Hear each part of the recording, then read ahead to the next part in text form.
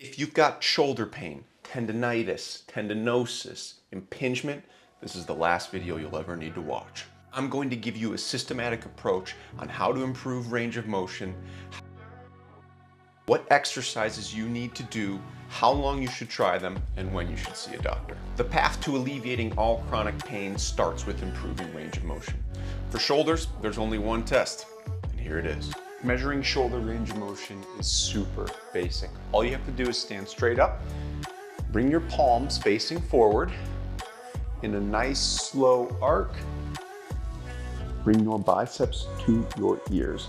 Full range of motion is having space underneath each ear, biceps comfortably touching the side of your head, and if you turn this way, both ears are completely covered.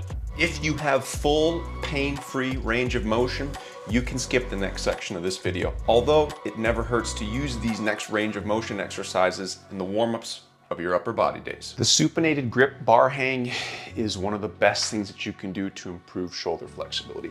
Get to a pull-up bar with an underhand grip. I like underhand grip because it helps improve wrist and forearm health better. Go ahead and just hop into a dead hang. Don't try to be active with the shoulder blades, let everything just fall. As you get better at this movement, you can bring your hands closer and closer together. Let that hang and hold that for 30 seconds. Pair that with 30 steps of a one-arm overhead carry.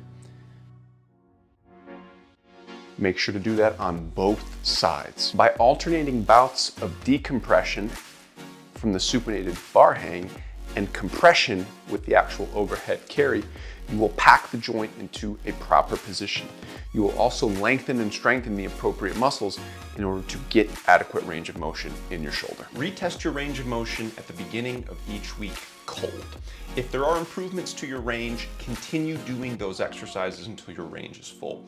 If after 4 to 6 weeks you do not see significant, substantial, permanent improvement, it is likely that something else is causing your decrease in range of motion. 9 times out of 10, that is adhesion to the rotator cuff muscles.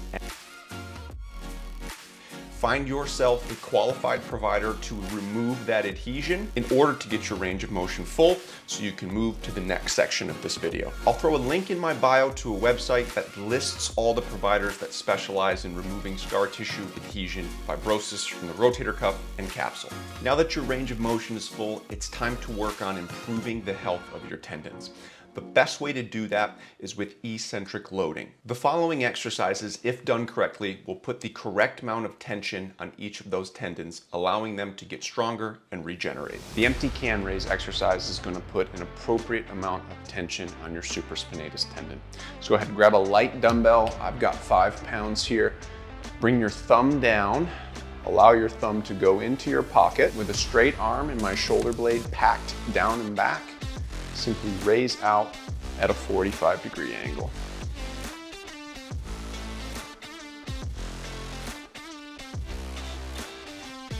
A little bit of tension, a little bit of pressure, a little bit of discomfort is okay here. We are purposefully loading that tendon, and as long as we lower that weight nice and slowly, you are going to be fine. It is going to be safe. Make sure that the pain does not creep up above 5 out of 10 pain, and make sure it gets better the more work that you do. 3 sets of 10 works really well here. No, I'm not going to ask me to paint you like one of your French girls. Just go ahead and lie on your side, put your opposite arm under your head to keep a nice neutral spine.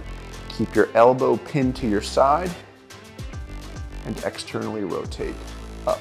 This will primarily tension the infraspinatus tendon. Same rules apply as the previous exercise. A little bit of discomfort is okay, as long as it stays under 5 out of 10 and gets better as you move. Try this for 3 sets of 10.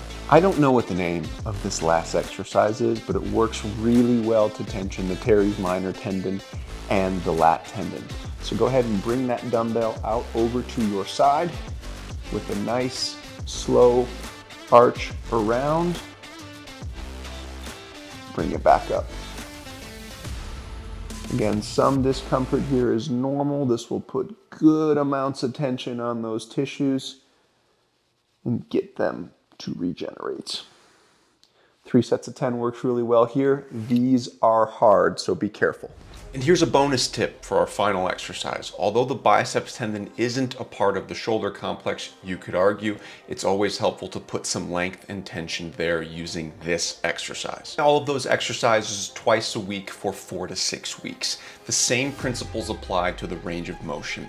If after 4 to 6 weeks you do not see substantial permanent reduction in your tendon pain, please see a qualified healthcare professional. One of the best things that you can do to reduce tendon pain is actually shockwave therapy.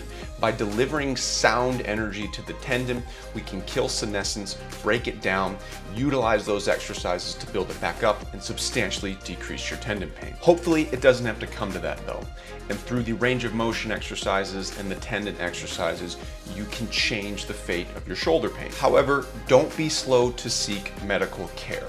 The long-term result of shoulder impingement is often a labral tear, and the long-term result of tendon pain are often tendon ruptures. If you're looking for more help on how to alleviate shoulder pain, I'll go ahead and put a link in my bio to my shoulder pain playlists. Otherwise, please do not hesitate to reach out and contact me. If you are in the tri-state area and are looking for in-person care, please visit my website. The link is in the bio. Enjoy your newfound shoulder function, and remember, pain-free people change the world.